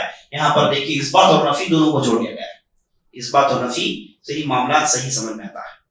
تو اس کے بعد کہا, جب یہ سوال معاذ بن جبل نے پوچھا تو نبی صلی اللہ علیہ وسلم نے کہا کہ تمہارا سوال کوئی معمولی چیز نہیں ہے, یہ بہت بڑا سوال تم نے کر لیا ہے نا. جنت کو جانا یہی مشن ہے ہمارا, جنت کو جانا اسی لیے ہم جی رہے ہیں. اس دنیا میں تمام مشکلات جھیل رہے ہیں کس لیے؟ جنت کو جانے کے لیے. یہی تمام بات کا اصل مغز ہے, اصل نچوڑ یہی. تم نے بہت بڑی چیز پوچھ لیا معاذ بن جبل, لیکن یاد رکھو یہ چیز آسان اس کے حق میں ہے جس کے لیے اللہ آسان کرنا چاہے, یعنی سب کے لیے نہیں. جیسے بات معلوم ہوئی کہ جنت سب کے لیے نہیں ہے, انسانوں میں ایسے افراد ہیں جو جہنم میں جائیں, اور قرآن خود اس پر شاہد ہے. قرآن کہتا ہے وَلَقَدْ ذَرَأْنَا لِجَهَنَّمَ كَثِيرًا مِنَ الْإِنسِ, جہنم کے لیے ہم نے بہت سارے لوگوں کو بنایا ہے. نعوذ باللہ, اللہ ہماری حفاظت کرے. تو نبی صلی اللہ علیہ وسلم کہتے ہیں کہ یہ بہت آسان نہیں ہے، یہ مشکل چیز ہے، تو نے جو پوچھا ہے. تو اس کے بعد نبی صلی اللہ علیہ وسلم حل بتانا شروع کرتے ہیں. کہتے ہیں کہ دیکھو اللہ ہی کی عبادت کرو گے، شرک نہیں کرو گے. سب سے پہلے توحید کا آغاز اور شرک سے بچنے کا اعلان کر رہے ہیں کہ دیکھو تو عبادت کرو گے، شرک نہیں کرو گے. اور اس کے بعد نماز قائم کرو گے، نماز قائم کرو گے، زکوٰۃ ادا کرو گے، رمضان کے روزے رکھو گے، اور حج ادا کرو گے، حج ادا کرو گے. یہ اس کی تفصیل ہم نے سن لی. اب حج میں قید نہیں ہے، حج میں قید نہیں. ہم نے پہلے قاعدہ سن لیا، ایک حدیث میں قید ہے، ایک دوسری حدیث میں قید نہیں. دونوں کو جوڑ کر قید پر عمل ہوگا، اس کی بنیاد پر قید موجود ہے. اور اس کے بعد کہا کہ میں تمہیں، دیکھیے سوال ایک چیز کے تعلق سے ہوا. تو نبی صلی اللہ علیہ وسلم کیا کہہ رہے ہیں کہ جنت حاصل کرنا اپنا معاملہ آسان نہیں. تو پہلے کہا کہ فرض تو کرنا چاہیے. جب فرض سے رک گئے تو اب نوافل کی طرف اشارہ کر رہے ہیں کہ بھائی فرض فقط کافی نہیں، آپ کو نفل پر بھی عمل کرنا چاہیے. تو نفل پر کیا کہا آپ صلی اللہ علیہ وسلم نے؟ خیر کے دروازے، کہا کہ یہ خیر کے دروازے. تو سب سے پہلے کس کا ذکر کیا؟ الصوم جنہ، روزہ ڈھال ہے. اب جو اسلام کے ارکان آپ صلی اللہ علیہ وسلم نے بتایا، رمضان کے روزے، اس میں بھی روزہ تو ہے لیکن وہ فرض روزے ہیں. ابھی اس میں جو خیر کے جو دروازے ہیں، اس میں جو روزہ بتا رہے ہیں آپ صلی اللہ علیہ وسلم، یہ کیا ہیں؟ نفل روزے ہیں. آدمی نفل روزہ رکھے گا، آپ صلی اللہ علیہ وسلم کہتے ہیں کہ ڈھال ہے. کیا مطلب ڈھال؟ ہر برائی سے اپنے آپ کو بچا سکتا ہے. جنہ کہتے ہیں شیلڈ کو. آدمی اپنے ہاتھ میں شیلڈ رکھتا ہے، ڈھال رکھتا ہے، ہر قسم کے وار کو روک سکتا ہے، شیطان کے وار کو روک سکتا ہے. مانا یہ کہ آدمی روزہ رکھتا ہے تو اپنے آپ کو اپنے قابو میں رکھتا ہے، دوسروں کے حملے اس پر اثر انداز نہیں ہوتے، دوسروں کے حملوں سے بچ سکتا ہے. اور نبی صلی اللہ علیہ وسلم نے یہی کہا، یا معاشر الشباب من استطاع منکم الباءۃ فلیتزوج. اے نوجوان ٹولی، اے نوجوان گروہ، تمہیں سے جو شادی کرنا نہیں چاہتا ہے، قادر نہیں، شادی کرنا چاہتا ہے شادی کرنے پر قادر نہیں، اسے چاہیے کہ روزے رکھے، کیونکہ روزہ آدمی کو توڑتا ہے، برائی سے بچاتا ہے. تو روزہ آدمی کو برائیوں سے بچاتا ہے، اسی لیے کہا گیا ہے کہ شیلڈ ہے روزہ شیلڈ ہے. اور اس کے بعد کہا گیا صدقہ. اس کے بعد پہلے زکوٰۃ کا ذکر آیا، تو زکوٰۃ 5 ارکان کا ذکر آیا اسی حدیث میں، تو پہلے زکوٰۃ کا ذکر آیا. اب یہاں پر دیکھیے صدقہ کا ذکر آ رہا ہے، یعنی زکوٰۃ فرض ہے، صدقہ نفل ہے. تو فرض کے بعد نفل کرنا بھی ضروری ہے، اشارہ. تو صدقے کے تعلق صاحب صاحب نے کہا کہ صدقہ برائیوں کو بجھا دیتا ہے، جیسے پانی آگ کو بجھا دیتا ہے. تو صدقے کی خوبی کیا ہے؟ بجھاتا ہے. اللہ اکبر. اور اس کے بعد آپ صلی اللہ علیہ وسلم نے تہجد کا ذکر کیا. روزہ، نفل صدقہ اور نفل نماز. اس میں چھوٹی کی نماز کون سی ہے؟ تہجد کی نماز ہے. اور قرآن کی آیت پڑھی جس میں اللہ نے کہا کہ مومنین کی صفات یہ ہے کہ جیسے ہی رات کا پہر آ جاتا ہے تو ان کے پیٹ بستروں سے جدا ہو جاتے ہیں، ان کے پیٹ بستروں سے جدا ہو جاتے ہیں، اور اس کے بعد نماز کے لیے کھڑے ہو جاتے ہیں. تو اس کے بعد پوری آیت کی تلاوت آپ صلی اللہ علیہ وسلم نے کی. اس کے بعد کہا کہ میں تمہیں 3 چیزوں کے بارے میں بتانا چاہتا ہوں. اصل معاملہ کیا ہے؟ یہ جو ساری دنیا میں جو ہنگامہ مچا ہوا ہے میرے آنے کے بعد، انبیاء آتے ہیں تو جو ہنگامہ لے کر آتے ہیں، وہ اصل معاملہ کیا ہے، اور وہ معاملے کی ستون، وہ معاملہ کس پر کھڑا ہوا ہے، اور وہ معاملے کی آخر چیز، اونچی چیز کیا ہے. تو نبی صلی اللہ علیہ وسلم کہتے ہیں کہ اصل معاملہ جس کے لیے سب کچھ ہو رہا ہے وہ اسلام. اور اسلام کی بنیاد، اسلام کا ستون کیا ہے؟ نماز. اسلام کا چھت کس پر کھڑا ہوا ہے؟ نماز. اور اس کے بعد کہا کہ اس کی چوٹی کیا ہے؟ نماز آپ پڑھتے ہیں، اسلام میں ہیں، تو سب سے چھوٹی کی عبادت اس کی کیا ہے؟ الجہاد. آپ صلی اللہ علیہ وسلم نے کہا الجہاد ذروۃ سنامی. ذروہ کہتے ہیں چوٹی کو، سنام کہتے ہیں اون کے پیچھے جو کوہان ہے، ہم جو ہوتا ہے اون کا، اسے کہتے ہیں سنام. تو جیسے اون کے جسم میں سب سے چوٹی پر یہ ہم ہوتا ہے، ویسے اسلام کے جسم میں سب سے چوٹی پر کیا ہے؟ اللہ کے راہ میں جہاد. اس میں دونوں قسم کے جہاد داخل ہیں، جہاد الاکبر، جہاد الاصغر. جہاد الاکبر نفس سے جہاد، جہاد الاصغر تلوار سے جہاد. دونوں قسم کے جہاد اس کے اندر داخل ہیں. اس کے بعد کہا، اس کے بعد دیکھیے نبی صلی اللہ علیہ وسلم نصیحتیں پر نصیحتیں کرتے جا رہے ہیں. پہلے فرض سنایا، اس کے بعد نوافل سنایا، اور اس کے بعد کہتے کیا ہیں؟ کہتے ہیں کہ اے معاذ، کیا میں تمہیں یہ نہیں بتاؤں کہ بہت ساری نصیحتیں تم نے سن لی، لیکن یہ تمام نصیحتوں کی نچوڑ کیا ہے، نٹشل کیا ہے، کون سی چیز سب سے زیادہ اہم ہے؟ تو اس کے بعد آپ صلی اللہ علیہ وسلم نے اپنی زبان کو پکڑا، کہا کہ یا معاذ کف علیک ھذا، اسے تھامے رکھو، اسے استعمال کرنا سیکھو. اسے استعمال کرنا سیکھو. جیسے استعمال، جہاں استعمال، کیسے استعمال کرنا، اسے سیکھو. تو معاذ بن جبل کو سمجھ میں نہیں آیا کہ آپ صلی اللہ علیہ وسلم نے فرض کا ذکر کیا، نوافل کا ذکر کیا، اور اچھی اچھی عبادتوں کا ذکر کیا، تہجد کا ذکر کیا، بڑی بڑی عبادتوں کا ذکر کیا، اور کہتے ہیں کہ نقشل کہاں ہے؟ زبان کی حفاظت میں. تو بے قرار ہو گئے، تعجب میں پڑ گئے، کہا کہ یا رسول اللہ ہم جو بولتے ہیں، ہمارے الفاظ جو نکلتے ہیں، اس پر بھی پکڑ ہے؟ اس سے پہلے معاذ بن یہ سمجھ رہے تھے کہ بھائی ہمارے اعمال پر پکڑ ہے کہ آپ بھی کوئی برائی کرے پکڑ ہے، لیکن زبان آدمی استعمال کرتا ہے، کیا اس پر بھی پکڑ ہے؟ ہاں معاذ بن جبل جانتے ہیں کہ غیبت حرام، جانتے ہیں جبل خوری حرام ہے، لیکن ہر بات کو بھی نوٹ کیا جائے گا. معاذ بن جبل تعجب میں پڑے، کہا کہ یا رسول اللہ ہر بات پوچھا جائے، ہمارے الفاظ پر پکڑ ہے.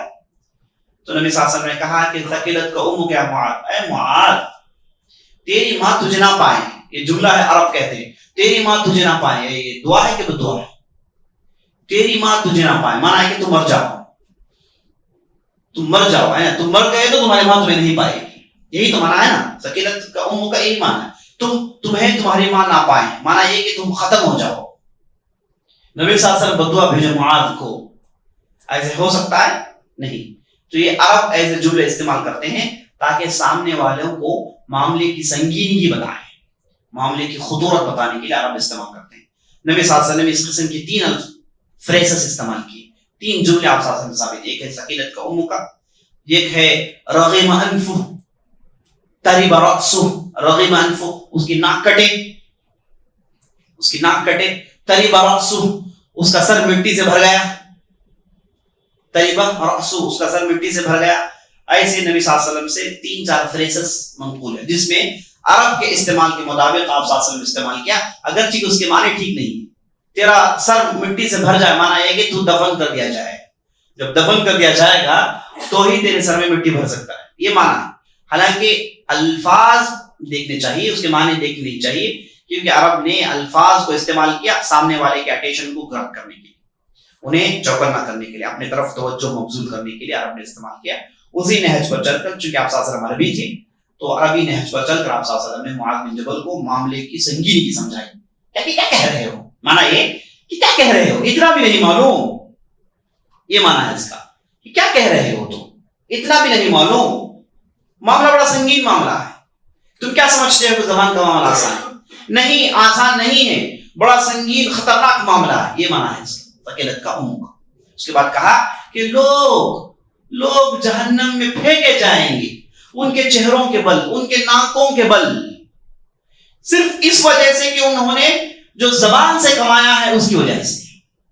حل یکب الناس، یاد رکھتے عربی گرامر کے حساب سے حل کے بعد الا آئے گا تو یہ حل نافیہ ہے، حل کے بعد الا آئے گا، حل الا. دیکھیے حل یکب الناس علی وجوہہم او علی مناخرہم الا حصائد السنتہم، حل کے ساتھ الا آیا، یہ حل استفہامیہ نہیں، حل نافیہ ہے، نفی کا معنی ہے اس کا. اب اس کے بعد دیکھیے علی وجوہہم چہروں کے بل، مناخر منخر کی جمع، منخر کا معنی انف، ناک، منخر انف ناک کہتے ہیں، اس کی جمع ہے مناخر، ناکوں کے بل، چہروں کے بل جہنم میں پھینکے جائیں گے.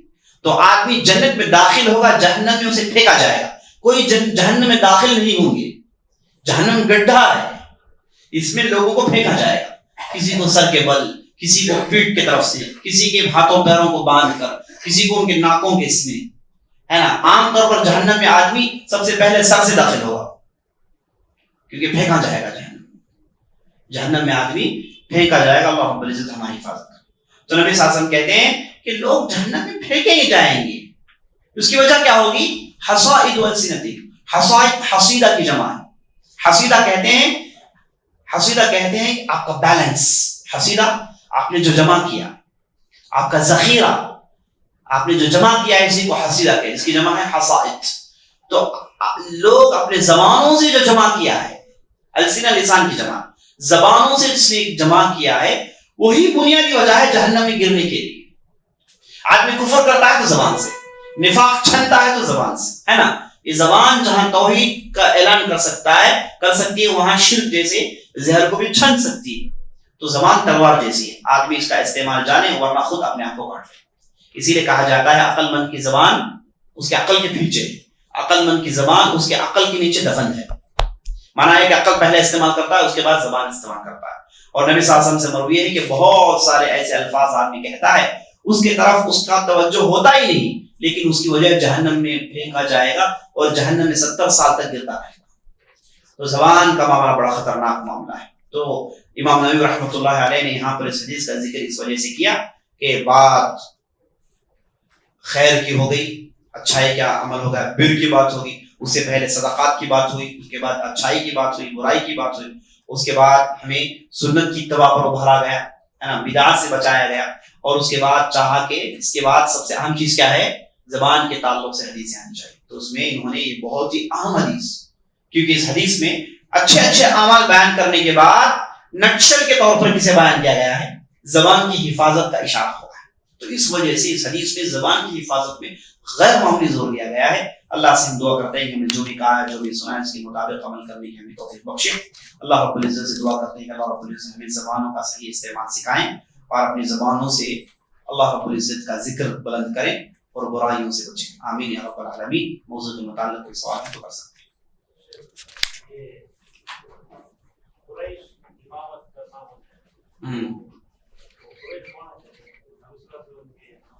ہاں, سوال کر رہے ہیں کہ آپ نے کہا الائمۃ فی قریش, ائمہ جو ہمارے لیڈرز ہوں گے, ہمارے جو مذہبی لیڈرز ہوں گے, ہمارے جو پولیٹیکل لیڈرز ہوں گے, جن کے ہاتھ میں حکومت ہوگی, جن کے ہاتھ میں خلافت ہوگی, وہ قریش میں سے ہوں گے, وہ قریش میں سے ہوں گے.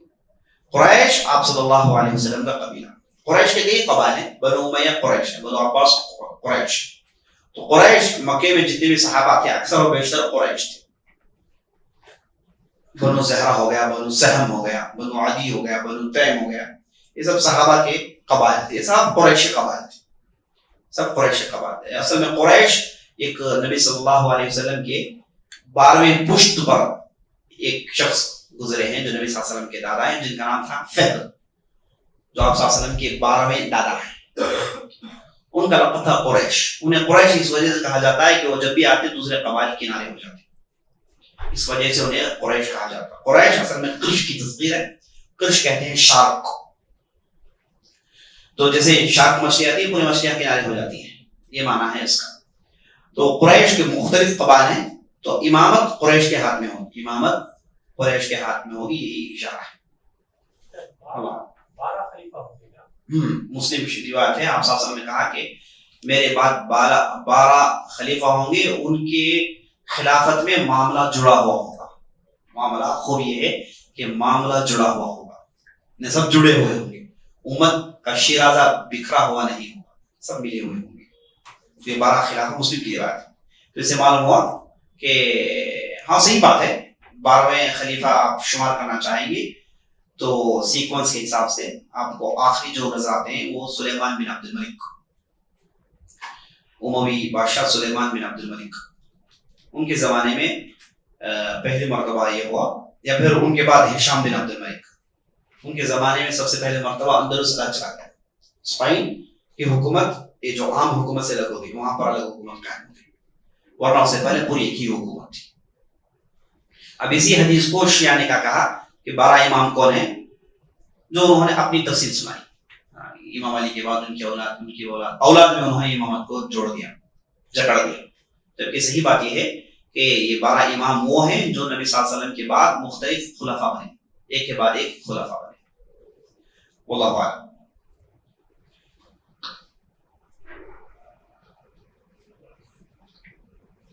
صلی اللہ علیہ وسلم محمد وعلی آلہ وصحبہ.